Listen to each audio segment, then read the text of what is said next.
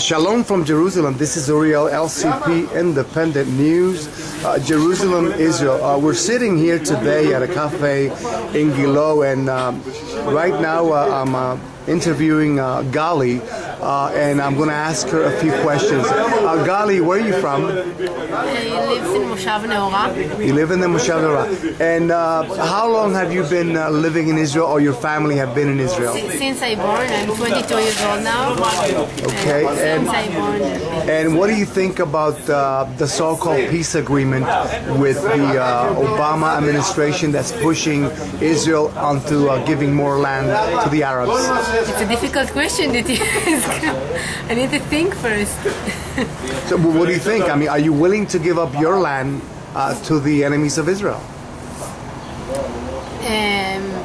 If it can promise that it will bring peace, then I think I'm willing to give up a piece of land. You are willing to give up a piece of land for the sake of peace? If it will be promised. If they promise. If they promise. If I know for sure that it will bring peace, then I will do it. Then you are willing to give up your piece of land for the sake of peace. But I emphasize it. I only if it will be sure that peace will be after I'll give up the land. But from my point of view right now, from the situation, I don't believe that peace will be certain after this give up on the lands. Now, let me tell you a little bit about history. You know that the Israeli government met with the so-called Arafat in Oslo, and they had the Oslo Accords and agreements, and Israel abided by all the agreements. And now when Arafat came back to our land, Israel, they call Palestine, he never abided by any of the agreements. So how can we trust an enemy that says peace, peace, peace, and yet they continue to fire over 10,000 rockets to Sderot, Ashkelon, the Negev, and even as far as Beersheba? So how can we trust these people? That's what I live in Moshav Neora, which is in the place where Qassams rockets are falling. Close to the Negev area? Yeah, I'm living in the north of the Negev, near Ashkelon, and that's what I'm saying. That from my point of view right now, I don't believe that peace can be sure, but if peace can be certain, I'm willing to give up, but I don't see it happen.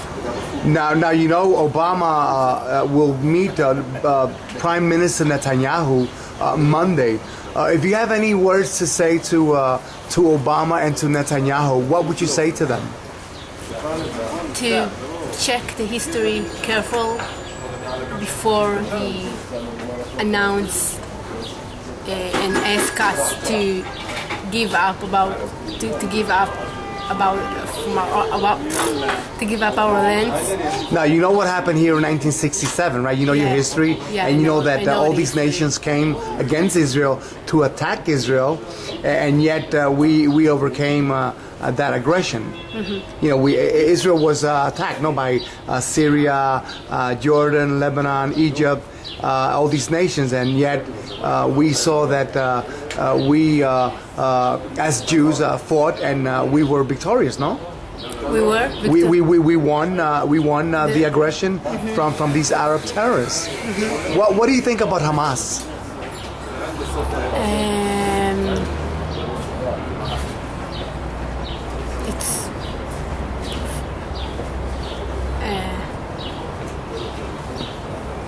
I think that they are. You can call them terrorists. It's okay. That's what I want to say. They're a known terrorist organization. Yeah. And one last question, and the question will be, if you were prime minister, would you give land away to terrorists? No. Well, thank you. This is Uriel, LCP, Independent News, Jerusalem, Israel.